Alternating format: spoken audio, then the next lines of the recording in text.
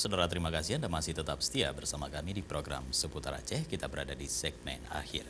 Pemirsa, Badan Meteorologi, Klimatologi, dan Geofisika Stasiun Kelas 1 Sultan Iskandar Muda Blang Bintang Aceh menghimbau bagi para pengguna jasa pelayaran maupun nelayan di perairan Sabang untuk waspada potensi angin kencang hingga sepekan ke depan.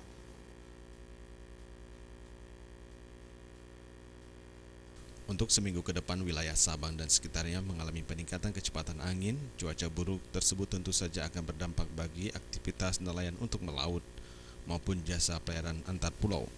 Kondisi tersebut disebabkan adanya massa udara kering yang berasal dari Samudra Hindia sebelah barat bergerak menuju wilayah utara Aceh.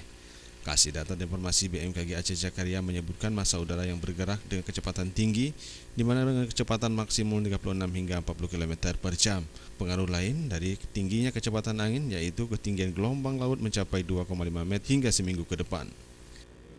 Kalau untuk saat ini suhu idealnya untuk daerah kita antara 31 sampai dengan 33 derajat Celcius untuk maksimumnya.